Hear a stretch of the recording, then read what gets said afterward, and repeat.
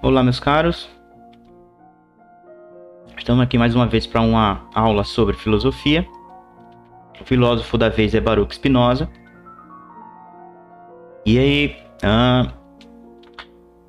considerado um dos mais polêmicos, devido ao fato dele fazer uma séria crítica à religião, né? A religião como um todo, certo?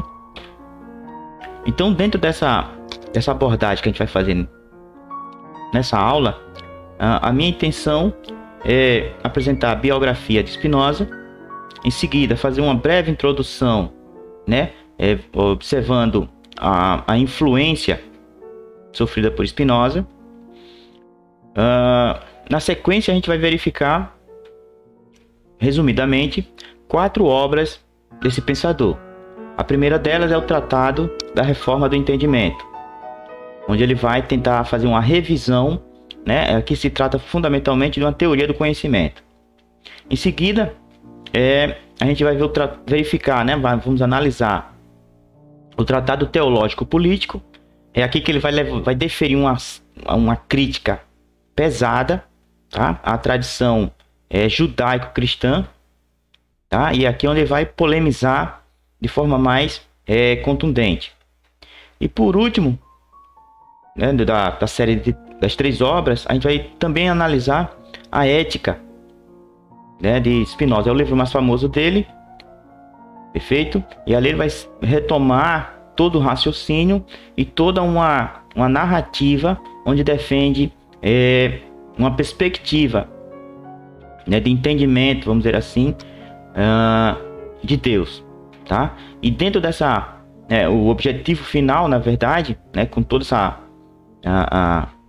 esse discurso, é estabelecer, na verdade, uma defesa, né, do pensamento livre, como a gente vai observar mais à frente. Bom, quando a gente fechar com as 3 obras, né, uma análise rasa sobre as 3 obras, a gente vai pegar também, né, fazer uma abordagem sobre os 3 conceitos, né, dentro desse entendimento de Spinoza, que é de Deus, certo? Entendido como uma única substância. O que é o panteísmo, né? Como é que ele vai delinear esse conceito, e se a gente possui liberdade, né? O problema da liberdade. Finalmente a gente faz uma consideração final. Perfeito? Então, pois bem, Spinoza, ele vai viver na primeira metade, né? Ele nasceu na primeira metade do século XVII, né? Vocês podem ver que ele nasceu em 1632 e faleceu em 1677. Ele é de família judaica, né? Hispano-portuguesa. A família fugiu daquela região, né, da Península Ibérica, devido ao fato de estar sendo ali a Inquisição está obrigando as pessoas se converterem ao cristianismo, tá? Vale ressaltar aqui que as pessoas que viviam essa condição eram tarjadas, né, rotuladas de marranos, né? Onde a palavra, né, um tom pejorativo, onde a palavra hoje que a gente usa o termo moreno. Aqui e ali a gente usa esse termo para se referir a pessoas negras como todas, né? E para, vamos dizer assim, suavizar o termo, usa o termo moreno, tá? Mas lembrando que é um termo pejorativo. Bom, então percebam, o filósofo cujo nome faz tanto alarde no mundo, né, Spinoza, né, era judeu de origem. Seus pais, pouco tempo depois de seu nascimento, chamaram de Baruch, mas tendo logo abandonado o judaísmo, trocou seu nome, né, e assinou seus escritos e suas cartas com o nome de Benoit. Nasceu em Amsterdã, na Holanda, a 24 de novembro de 1632. Tá? O que se diz comumente, inclusive se escreveu, que ele era pobre e de baixa estirpe. Isso não é verdade. Seus pais, judeus portugueses, honrados e abastardos, eram comerciantes em Amsterdã, onde moravam no Bugval, em uma casa assaz bela, né, próxima da velha sinagoga portuguesa.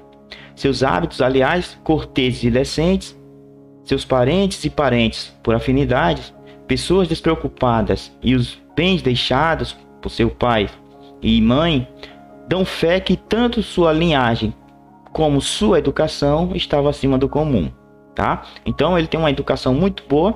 Ele, inclusive, como eu falei a princípio, ele é influenciado por Descartes, né? Ele tem contato com as obras de Descartes e de Bacon, tá? Vai criticar esse último, né? Porque ele vai se inclinar, vai ter uma inclinação para o racionalismo, né?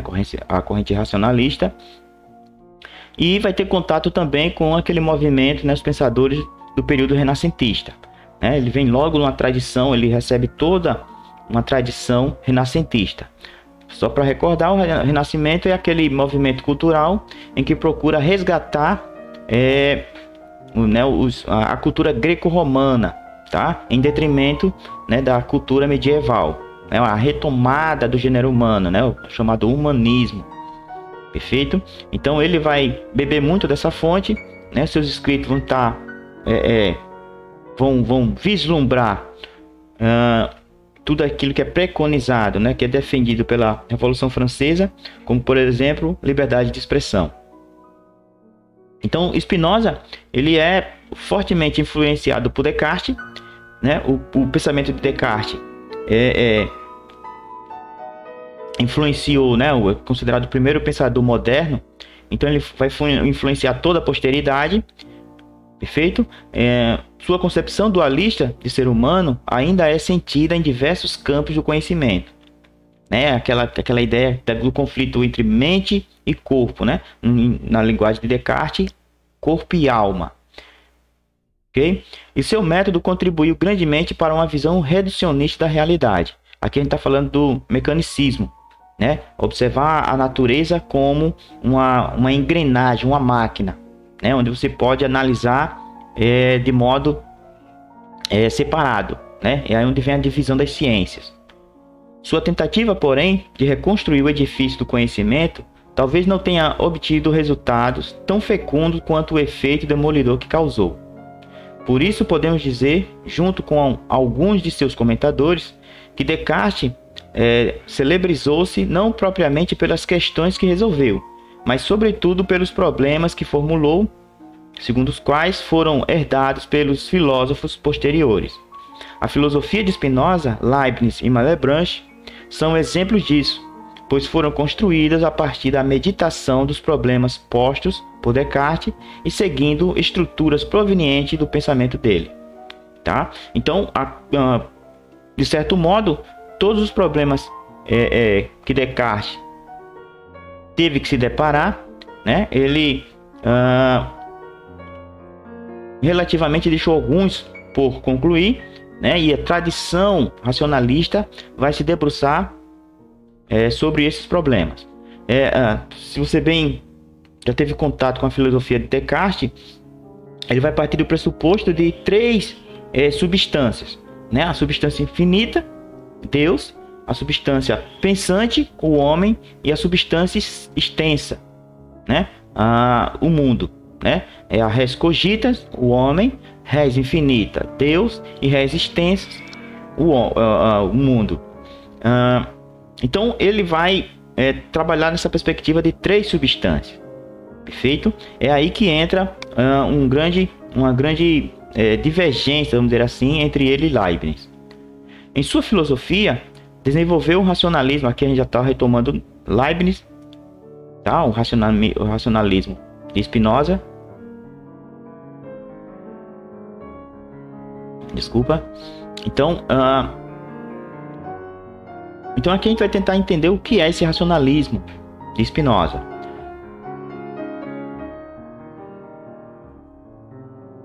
Em sua filosofia, desenvolveu um racionalismo radical. Bom, então, o racionalismo de Spinoza, né? Ainda na introdução. Em sua filosofia, desenvolveu um racionalismo radical, caracterizado principalmente pela crítica às superstições religiosas, políticas e filosóficas. Certo?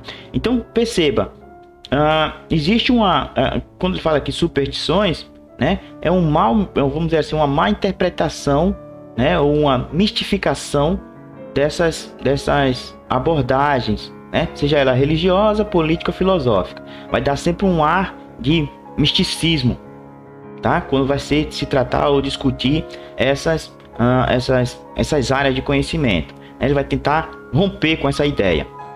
Perfeito? Para Spinoza, a ética é a ciência prática daquilo que é, né? Aquilo que é no conhecimento, né, fundamenta o comportamento. É isso que ele está querendo estabelecer aqui. A felicidade corresponderia, desse modo, à compreensão lógica do mundo e da vida, o que se alcançaria pelo amor intelectual do verdadeiro Deus, que é imanente ao real.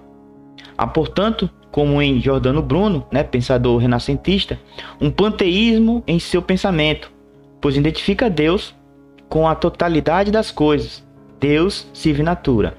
Spinoza foi muito perseguido por isso, tá? Então, perceba o que é que está trazendo de novo aqui Spinoza. Ele vai fazer uma, né, dentro dos seus estudos, da sua formação intelectual, ele estudou muito as escrituras sagradas, né, tanto a judaica quanto a cristã, perfeito? E percebeu ali, ele vai fazer vamos dizer assim, uma exegese, certo? Onde vai fazer um exame dessas obras, né, desses livros, de modo estritamente racional. Perfeito? Então ele não vai fazer não vai se deixar levar pela justamente as superstições, né, o misticismo, né, das fábulas, né, que aparecem ali nos textos. Perfeito? Então ele vai evitar esse tipo de coisa, né, e vai chegar a uma conclusão escandalosa para a época, né, que Deus, ele é imanente ao mundo, tá? Então, só para adiantar esse conceito, imagine que o mundo, né, o universo, quando eu falo o mundo, é tudo aquilo que o homem conhece. Então, o universo é o mundo físico, perfeito? Então, o mundo físico é a totalidade das coisas, né? Aqui, tudo que você conseguir aprender, perceber pelos 5 sentidos ou pelo intelecto, seria imanente a este mundo, tá? Tá tudo aqui dentro desse mundo. Nesse caso, aquilo que estivesse fora do conjunto imanente, né, seria transcendente, perfeito? Então essa transcendência de Deus, né, com Deus como criador, né, que observa de fora do universo, né, e as coisas que ele criou aqui dentro do mundo imanente, né, Spinoza não vai participar dessa ideia. Vale lembrar que Giordano Bruno, ele faz uma experiência interessante, né, justamente para fundamentar esse panteísmo. Ele diz, imagine que um arqueiro lance uma flecha, e essa flecha tenha potência suficiente para chegar até o final do universo. Bom, se ela chegasse no final do universo, significa dizer que poderíamos chegar nesse final, né, nesse muro, nessa fronteira, e de lá lançar uma flecha novamente, certo? Então, quando a gente fizesse isso, novamente a flecha iria, e se tivesse um lugar que ela pudesse parar, novamente se poderia ir até lá. Ou seja, de um jeito ou de outro, o universo é infinito. Ora, se o universo não tem fronteira, não existe falar o porquê de Deus estar fora do universo, tá? Por quê? Porque o universo é a totalidade das coisas que existem, tá? Tudo que existe está dentro do universo, tá? Inclusive o próprio Deus. Perfeito? Então, dentro desse viés aí, ele vai fundamentar o seu panteísmo. Deus não pode estar fora, criar o mundo, né, criar o universo e ficar de fora observando. Por quê? Se o universo é a totalidade das coisas que existem, certo? Então Deus teria que estar dentro dessa totalidade, tá? Porque se estivesse fora, né, ele estaria em algum lugar, e esse lugar também necessariamente teria que ser o universo, tá? Então não faz sentido você dizer que Deus está fora do mundo. Deus é imanente à natureza, né? Deus é imanente ao universo. Então veja como é bem sutil essa argumentação e contundente. Então, dentro dessa proposta de redescrever, né, a concepção de Deus, Spinoza vai usar um método chamado demonstração geométrica. Para combater essas superstições, né, aquele misticismo, quando se trata de religião, política e filosofia, certo? Spinoza escreveu o texto Ética, no qual busca provar com uma demonstração geométrica o que seria isso, né? Definições, né, axiomas, né, e postulados, dos quais se segue uma série de teoremas e corolários, né, consequências. Então, a natureza racional de Deus que se manifesta em todas as coisas. Então, perceba que vai chegar um momento aqui que o conceito de Deus e natureza eles se fundem, né, eles se confundem. Tá perfeito? Então você vai entendendo, chegar um certo momento em que Deus é igual à natureza, a natureza é Deus. Perfeito? Então, segundo o filósofo, Deus não criou o mundo nem está fora do mundo. Ele é o próprio universo. Por isso, dizia Deus sive natura, Deus ou natureza, e propunha a equação Deus é igual à natureza. Trata-se, portanto, de um Deus imanente, né, que está dentro, né, perceptível, que está inseparavelmente contido e implicado em toda a realidade. Então não há por que falar de um Deus criador, né, fora do contexto imanente. Então perceba, isso aí para a época é escandaloso. Bom, então, diante dessa primeira abordagem, né, introdutória sobre o pensamento de Spinoza, é preciso agora a gente verificar, ainda que de modo raso, as três principais obras de Spinoza. A primeira delas aqui é o Tratado da Reforma do Entendimento. Então, qual seria o desígnio, qual seria o objetivo dessa obra? Perfeito? O objetivo, né, ela se apresenta como um tratado do método, né, uma cartaz da mente, como se fosse uma purificação da mente, né, um medicamento da mente. Perfeito? Uma reflexão sobre o caminho a seguir na investigação filosófica. Então aqui já vislumbra uma teoria do conhecimento em Spinoza. Tá joia? Então veja, passo a tua questão, né? Isso aqui ele vai em uma carta, apresenta o resumo do tratado, uma carta que ele fez em 1666, se não me falha a memória. Então passo a tua questão, ou seja, se há ou pode haver um método tal que, mediante sua ajuda, seja possível, sem tropeçar, avançar sem fadiga no conhecimento das coisas mais elevadas, certo? Ou então, à semelhança de nossos corpos, nossas mentes estarão submetidas a falhas e nossos pensamentos estarão regidos pelo acaso e não tanto pela arte? Penso que terei respondido a essas perguntas se tiver conseguido mostrar não só que deve haver necessariamente um método pelo qual possamos orientar e associar nossas percepções claras, distintas, mas também que o entendimento não está submetido à semelhança do corpo a falhas, tá? Então ele está dizendo, olha, aqui nesse texto aqui, nesse livro, eu vou demonstrar, vou procurar delinear o entendimento de que a mente, né, uma análise, né, estritamente racional, ela está isenta do erro, né, da experiência.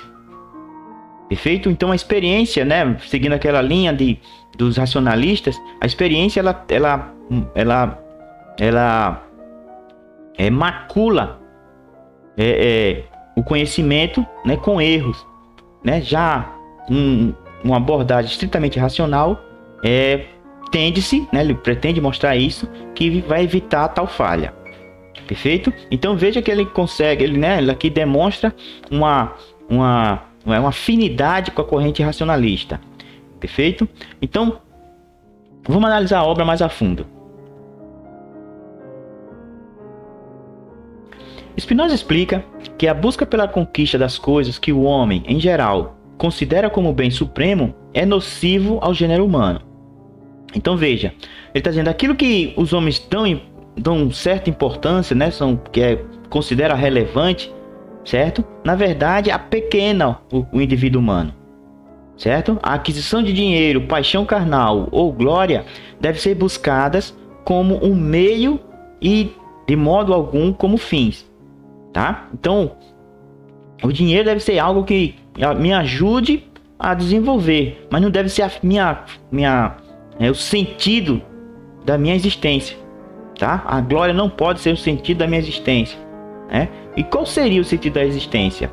Conhecimento, né? A gente vai ver por que ele vai dizer que o conhecimento é tão importante, né? O bem supremo seria a posse de conhecimento. Então, no parágrafo 17, né, do Tratado da Reforma do Entendimento, algumas regras da vida provisória são as seguintes: usufruir do prazer apenas quando for necessário para a conservação da saúde, ganhar dinheiro para atender às necessidades e etc. Tá? Tudo aquilo que a gente tem né, como apetites, né, nessa vida mundana, a gente deve utilizar, deve se policiar para utilizar essas coisas como meios e não como fins, tá? Ou seja, como meios para angariar conhecimento. Então, já no parágrafo 18 a 29, ele faz uma exposição dos 4 modos de conhecimento que condicionam o método. Quais são eles? O conhecimento por ouvir dizer, tá? Então, existe 4 tipos de conhecimento que vamos dizer assim, vai delimitar o grau de certeza, né, da abordagem. Então, conhecimento por ouvir dizer, ou por meio de sinal arbitrariamente designado, é o conhecimento passivo de palavras. Meu nascimento, por exemplo, tá? Então, aqui ele vai dizer, a tradição repassa, né? Eu não estava presente no meu nascimento, conscientemente, vamos dizer assim, não estava presente, então falaram para mim que eu nasci no dia tal, no ano Y. Perfeito? Então, esse conhecimento de ouvir dizer, eu posso angariar, mas ele não é contundente. Certo? Conhecimento por experiência imprecisa, né? O conhecimento por observação repetida, é aquela experiência que ele está criticando, né? O pensamento de Bacon. Conhecimento racional da causa por seu efeito. Aqui ele já está dizendo aqui como a gente vê, ele está tratando aqui da relação mente e alma, ou melhor dizendo, mente e corpo. Perfeito? E por fim, o conhecimento intuitivo, em que a coisa é percebida unicamente por sua essência. Esse tipo de conhecimento está isento de erro. É o conhecimento racional. Tá certo? Conhecimento racional. E ele continua. No parágrafo 30, ele vai procurar delinear o método de acesso ao que é verdadeiro. Então, o método é posterior à operação intelectual efetiva. Ele é o saber do saber. É como se fosse a reflexão propriamente dita. Perfeito? Então, veja. Esse método é como se fosse uma propedêutica, né? Aquilo que eu preciso para iniciar a análise intelectual, tá? A operação intelectual. Então, esse método ele subjaz, tá? Nessa operação intelectual, né? Então, mas a partir do parágrafo 91, Spinoza chega à segunda parte do seu método.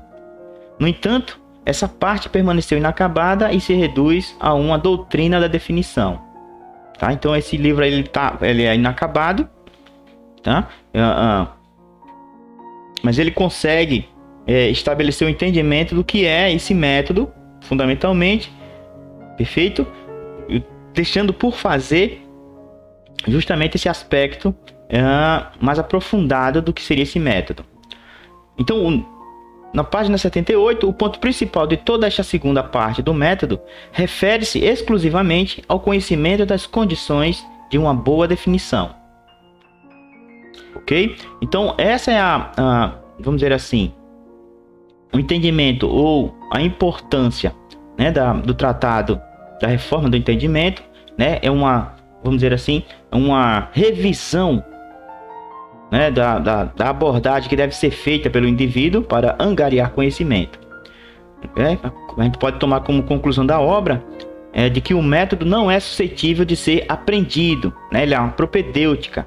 Ou, se preferirmos, aprende-se o método unicamente por e em seu exercício, né? Você tem que estar... você vai entender o que é o método no exercício da racionalidade. O método é um conhecimento reflexivo, ou melhor, a reflexão sobre um conhecimento adquirido, ou mais exatamente ainda, a reflexão sobre o próprio ato e o movimento de sua aquisição. Então aqui ele deixa bem claro o que é que ele quer quando oferece esse método, né? Ele quer que tenha uma capacidade, o indivíduo exercita uma capacidade de rever os seus conceitos, né? De rever aquilo que é tomado como conhecimento até então. Na sequência, um dos livros mais polêmicos de Spinoza, que é o Tratado Teológico Político. É exatamente aqui que ele vai dilacerar as religiões, né? Então dominantes, tanto ao cristianismo, certo, quanto o judaísmo a qual ele pertencia, tá? Inclusive ele vai ser excomungado, né, a partir das ideias que ele tinha sobre o papel da instituição, né, religiosa. Então, dentro dessa obra, né, Tratado do Teológico Político, Spinoza vai tentar separar, vai procurar fazer uma cisão entre religião, filosofia, né, e política, por assim dizer. Ele vai dizer, a religião ela pode muito bem subsistir sem necessariamente fazer executar, né, exercer essa influência no campo da política. Perceba aí que já é uma ideia muito moderna, né, aquilo que vai ser estabelecido de modo mais, vamos dizer assim, mais contundente lá na Revolução Francesa. Então, o Estado racionalmente fundamentado, essa é a intenção, né, do tratado. Spinoza se dedica nesta obra a um estudo crítico das escrituras e mostra que o conhecimento revelado, rigorosamente distinto do racional, não tem outro objeto além da obediência. Fé e ration não têm nada em comum e podem ambas ocupar o seu domínio próprio, sem que uma seja a serva da outra, né? Então ele está querendo aqui aquela liberdade de pensamento, né? Aqui procura fundamentar, né? Defender a liberdade de expressão e de opinião, bem como evitar a imposição dos pontos de vista considerados de origem divina às autoridades civis, né? Então aqui aquela ideia de que o rei é rei porque Deus o escolheu, né? Então ele vai abominar isso aí, ele vai procurar provar, né, com aquele método lá geométrico, que não tem nada a ver, né? As escrituras são interpretações de homens, né? E essas interpretações geralmente são de cunho de interesse político.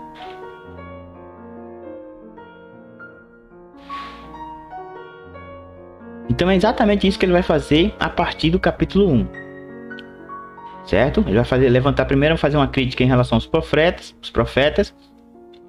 Sobre a aparência dos fatos e das palavras reveladas, Spinoza sublinha que é possível encontrar sempre as leis da natureza, tais como estas podem ser desveladas pela razão. Então ele vai ler, né, o Torá, né, a Bíblia, o Velho e o Novo Testamento, de modo racional, né? E ali ele vai perceber que toda aquela argumentação vai obedecer leis da natureza, né? É possível, né? Inclusive até quando aparecem os milagres, como a gente vai ver. Então no capítulo 1 da profecia, ele vai dizer: a profecia nada mais é do que a imaginação. Está relacionado com aquilo que a gente viu lá, né, no primeiro gênero, né, o conhecimento de tipo do primeiro gênero. Perfeito? Eu começo a criar ideias, né, a partir da experiência que eu tive, tá? Então crio uma imagem, né? A profecia nada mais é do que você antecipar o futuro, imaginar o futuro. Perfeito? No segundo capítulo ele vai criticar os profetas, tá? As revelações de Deus foram adaptadas à compreensão e às opiniões dos profetas. Então, quando os profetas né, os livros dos profetas lá vão delineando o que vai acontecer, né, o que deve acontecer se o povo não assumir determinada postura.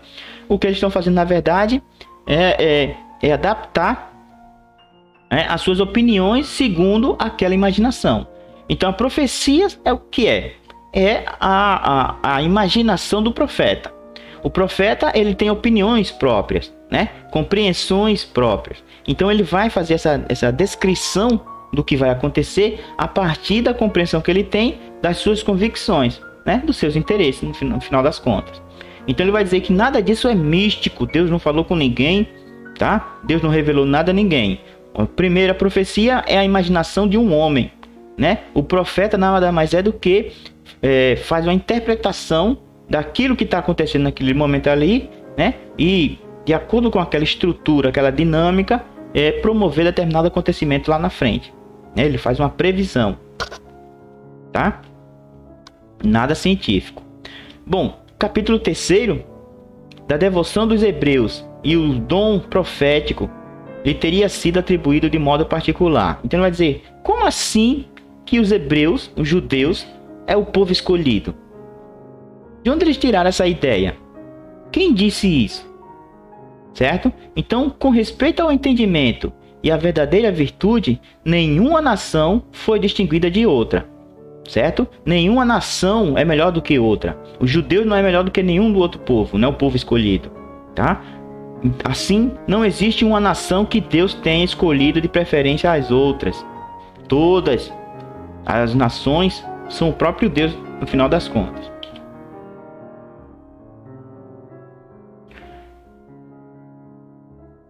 Já no capítulo 4, né, dos milagres, ele vai mostrar aqui que esses milagres não são algo sobrenatural. Não existe o sobrenatural.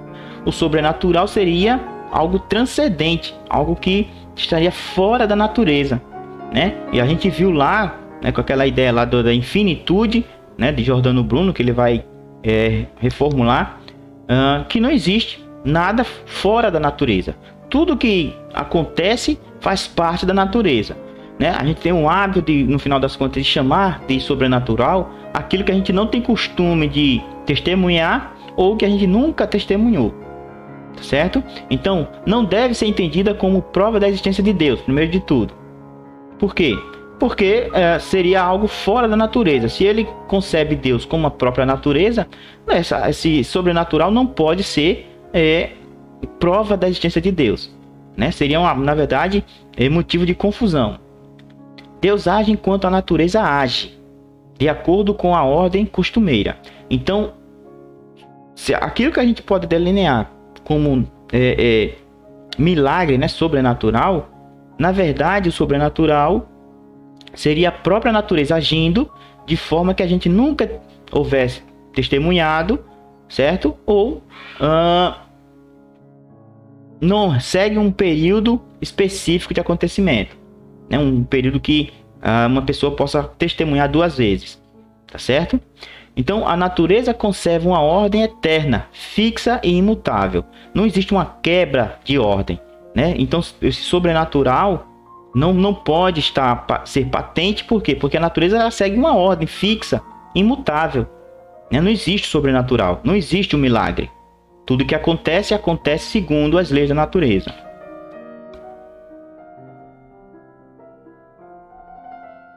Portanto, o tratado teológico político, né, se configura como a primeira, né, exegese moderna, né? Muitos autores tomam como tal, né? Spinoza produz e expõe um método racional para analisar os textos sagrados ou não, e é, portanto, o fundador da exegese moderna. Pretende submeter a autoridade religiosa às autoridades civis, a fim de um Estado que garanta a liberdade e a segurança dos homens. Então ele procura fazer a cisão entre Estado e teologia, né? A teologia ela vai seguir o seu caminho sozinho. Perfeito? Lança as bases de um Estado laico, democrático e separado da religião, mas que aceita as diversas religiões e as práticas correspondentes. Tá? Então ele não vai dizer, não, tem que acabar com todas as religiões. Não. Quer acreditar, acredite. Mas desde que a sua crença não influencie né? Ou não subjugue o pensamento e a liberdade do outro. Tá certo? Então é isso que ele está pregando aqui, ó, a separação do Estado da religião, porque a religião ela tende a subjugar aqueles que não são adeptos, né, a sua doutrina. Então ele procura fazer essa cisão com esse intuito. Bom, no livro mais famoso de Spinoza temos a Ética, né, a vida segundo a razão. Então aqui ele vai fazer vamos dizer assim, um apanhado geral do seu pensamento. Ele vai retomar vários conceitos espalhados em alguns textos, né, e vai condensar nessa obra.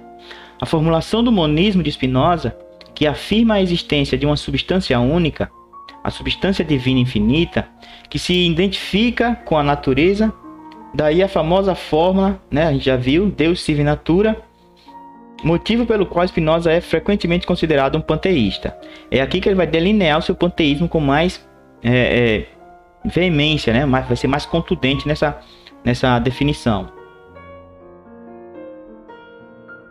A concepção espinosista de natureza é determinista. A realidade é vista como necessária, sendo que Deus é a causa primeira, o que dá unidade à realidade natural. O Deus de Spinoza não é, portanto, um Deus pessoal, religioso, mas um princípio metafísico, o que foi uma das razões de sua condenação pelas autoridades religiosas da época. Perfeito? Então ele vai defender a tese de que a totalidade das coisas, o universo, é o próprio Deus. Tá? Quando a gente fala nesse aspecto, né, traz essa ideia de que a totalidade das coisas é o próprio Deus, né? Aqui fica rotulado um panteísmo no pensamento de Spinoza, tá? Então, primeira partícula ali, pan, em grego significa tudo, né? Ou todo, e theos significa Deus. Então, Deus está em tudo, Deus é tudo. Perfeito? Então, uma tal existência, com efeito, é concebida como uma verdade eterna, assim como a essência da coisa, e por isso mesmo não pode ser explicada pela duração ou pelo tempo, mesmo que a duração seja concebida como não tendo começo nem fim. Tá? Então ele vai trazer essa ideia de Deus infinito, né? Com aquele, sempre tendo em mente aquela narrativa, ou aquele exercício mental feito por Giordano Bruno, né, da prova da infinidade do universo, né? Então, se Deus é né, corresponde a essa natureza, né, universal, ele é infinito. Perfeito? Então não existe dois infinitos, porque dois infinitos já remete à ideia de que um limita o outro. Então se existe um infinito, e se Deus é infinito e o universo também, então eles são a mesma coisa.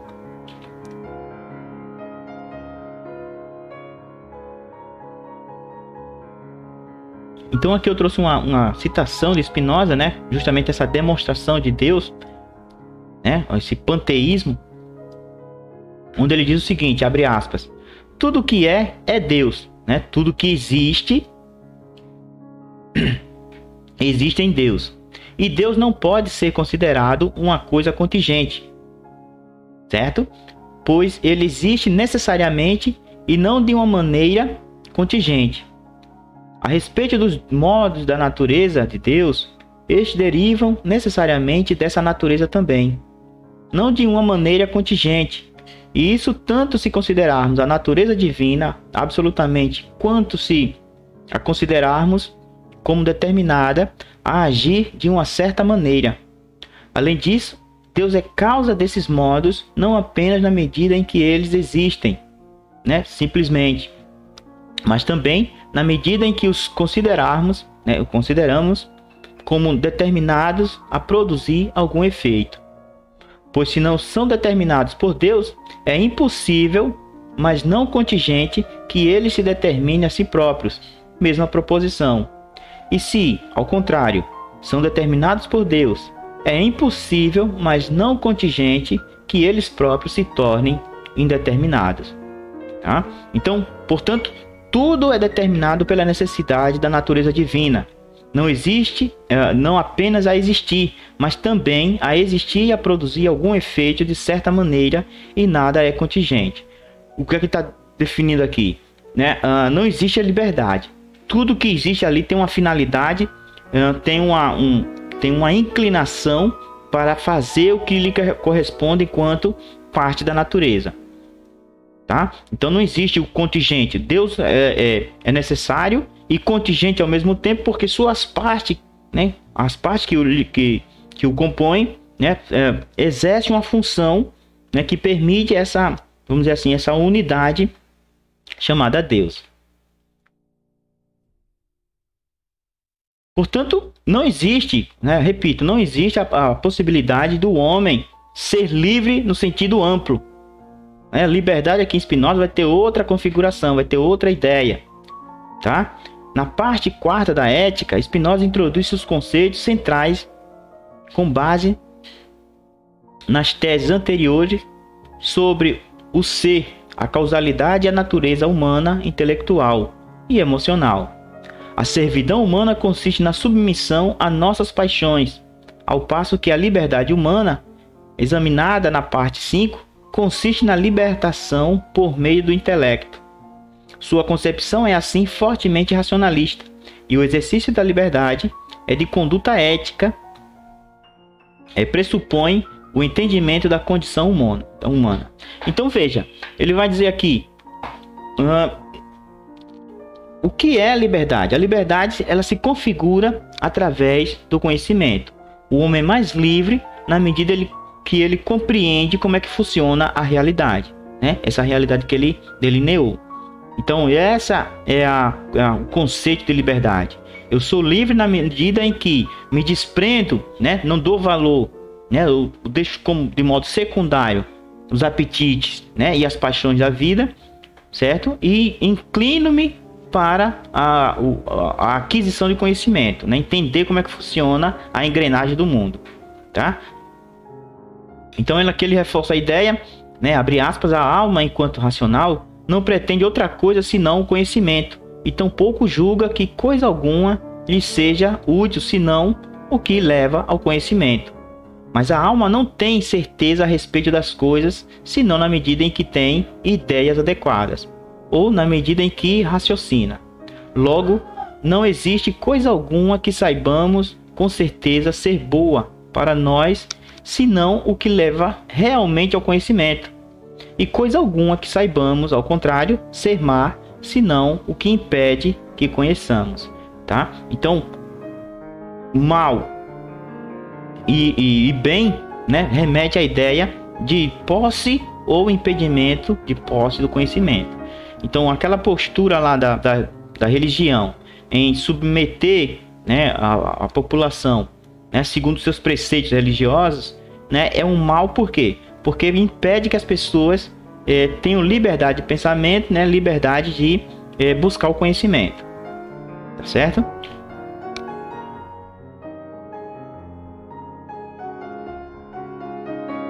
Então, a partir de agora a gente vai abordar alguns conceitos centrais do pensamento de Spinoza.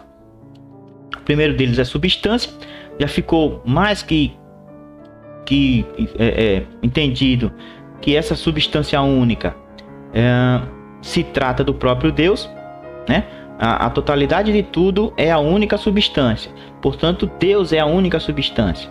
Aí você vai comparar lá com o pensamento de Descartes, enquanto Descartes remete à ideia de três substâncias, né? A substância finita, Deus, a substância pensante, o homem, e a substância extensa, né? As coisas. Spinoza vai dizer, não, só existe uma. Por quê? Porque o conceito de substância ele é definidor, né? Por substância entendo o que existe em si e por si é concebido. Isto é, aquilo cujo conceito não carece de conceito de outra coisa do qual deva ser formado. Perfeito? A substância verdadeira ela não precisa de nada para ser estabelecido como existente, né? E não precede de nada que venha proporcionar sua existência.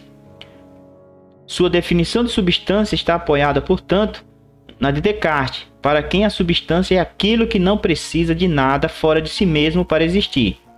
No entanto, a partir desse entendimento, Spinoza chegou a uma conclusão distinta do filósofo francês, que concluiu, como sabemos, que existem duas substâncias, né? O corpo e a alma, né?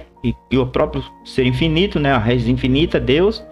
Ele deduz que somente a totalidade das coisas não depende de nada de fora de si para ser o que é, uma totalidade.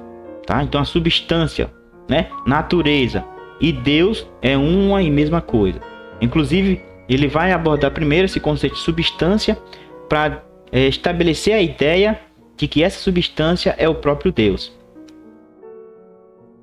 E ele continua. Dentro daquela perspectiva de substância, né, cartesiana, as outras duas que Descartes entendia como substância também, ele vai delinear como atributos.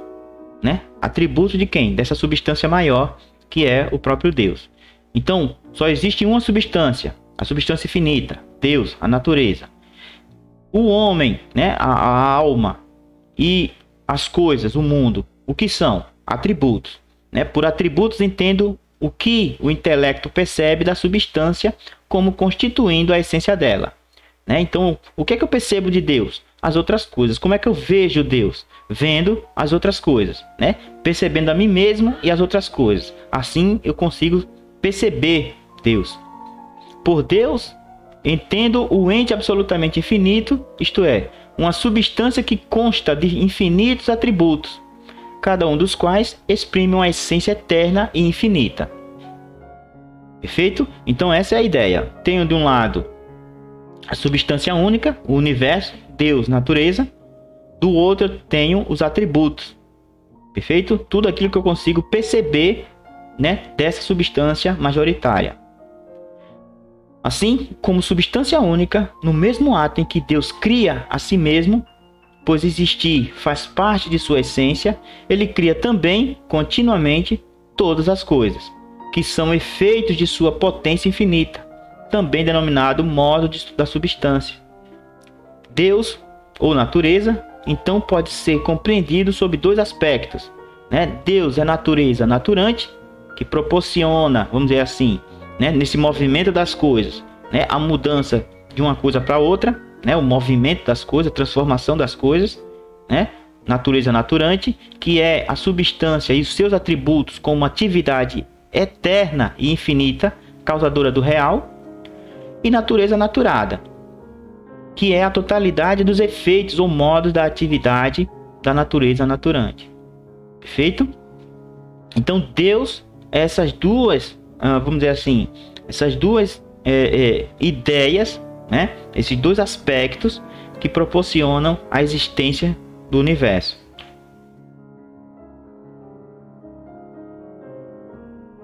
Bom, então dentro desse entendimento de única substância, né, que é o próprio Deus, né, tá subentendido aí, né, tá descrito de modo tácito o entendimento, né, o fundamento do panteísmo. Para Spinoza, essa seria a ideia adequada de Deus, a qual contradiz, portanto, a tradição teológico-metafísica, que concebe Deus como criador do mundo a partir do nada, um ser transcendente que existe fora e acima de toda a sua criação. Deus, para o filósofo holandês, não é causa eficiente transitiva de todas as coisas, ou de todos os seus modos. Isto é, não é uma causa que se separa dos efeitos após havê-los produzido, mas é causa eficiente e imanente de seus modos. Não se separa deles, e assim se exprime neles e eles o exprimem. A causa imanente fez com que a totalidade constituída pela natureza, né, a natureza naturante, e pela natureza naturada, seja unidade eterna e infinita, cujo nome é Deus.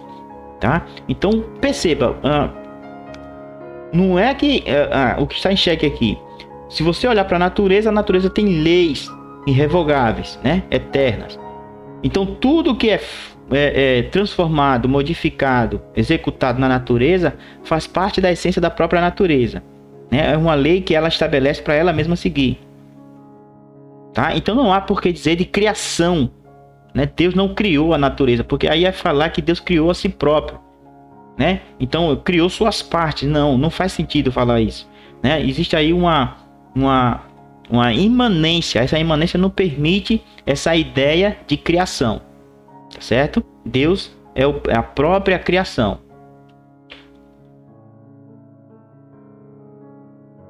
Bom, a esta altura, vocês podem estar se perguntando a questão do livre-arbítrio. Se tudo é determinado, né? Se tudo é uma lei estabelecida, né, dentro dessa entidade, né, universal que é Deus, onde é que fica o livre-arbítrio do homem? Bom, não há. A gente viu lá na ética que ele não abre precedente para o homem ser livre no sentido amplo, né? Liberdade para o homem é justamente a aquisição de conhecimento, tá? De tudo que você fizer na natureza, né, é permitido pela própria natureza, tá certo?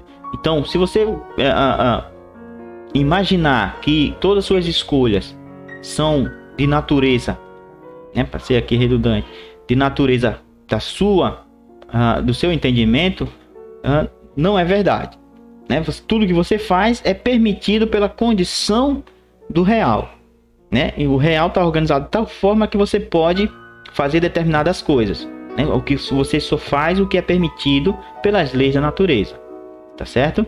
Bom, como é que você sabe disso, né? Evitando a ignorância, né? A crença de que o ser humano é livre para escolher sem nenhum tipo de causalidade, na concepção de Spinoza, é fruto da ignorância. Se você refletir, se você observar com cuidado, você vai perceber que não tem a possibilidade, não se levanta a possibilidade de escolha, né? Uma escolha no sentido amplo. Imagine que você goste muito de vinho. Então, num belo dia você vai se levantar e vai dizer: não, hoje, a partir de hoje eu não quero mais saber de vinho, não vou gostar. O vinho vai fazer vai provocar em mim um gosto ruim, né, no meu paladar. Isso não é possível, né? Não faz sentido. Você pode escolher não tomar vinho em determinados dias ou nunca mais, mas você estabelecer a ideia de que o vinho vai te provocar sabor desagradável, não é possível, tá certo? Então todos os homens nascem ignorantes das causas das coisas, e todos tentam buscar o que lhe é útil, estando consciente disso. Com efeito, disso segue, em primeiro lugar, que por estarem conscientes de suas volições e de seus apetites, os homens se creem livres, mas nem em sonho pensam nas causas que os dispõem a ter essas vontades e esses apetites, porque as ignoram, né? Eles não, uma falta de conhecimento, de reflexão, faz com que o homem ignore o que é que provoca a vontade que ele tem, né? As volições que ele tem.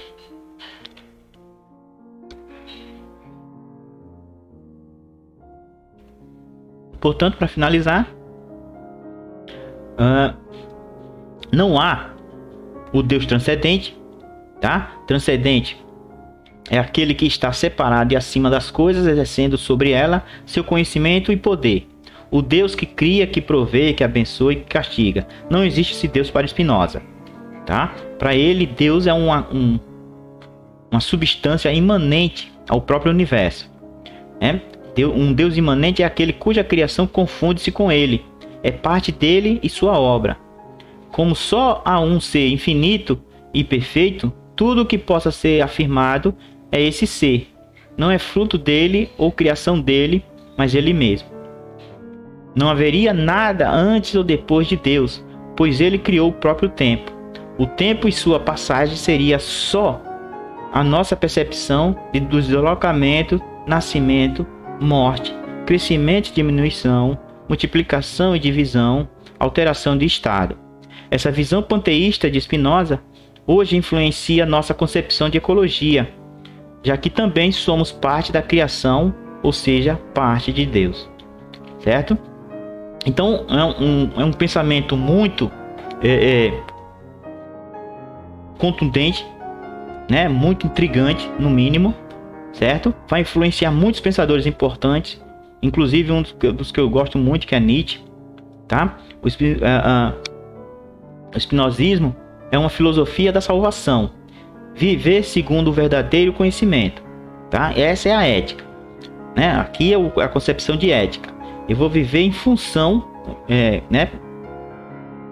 E aqui né, só para enaltecer, eu sugere que você seja um filósofo, né? Profissional, né? Além disso, somos salvos pela razão que nos traz a beatude. Esta pode ser alcançada através de nossa integração na totalidade, no Deus Sive Natura. As obras de Spinoza exerceram uma influência considerável, frequentemente decisiva na filosofia, em particular na filosofia alemã do século XIX.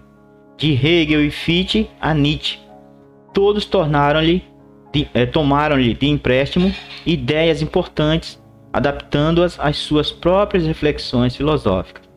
Né? Aqui no final eu coloquei uma citação de Hegel. Então veja que não é algo que deve ser ignorado, né? É no mínimo, como eu falei, intrigante o pensamento de Spinoza. Spinoza é um ponto crucial na filosofia moderna. A alternativa é Spinoza ou então não se fala de filosofia.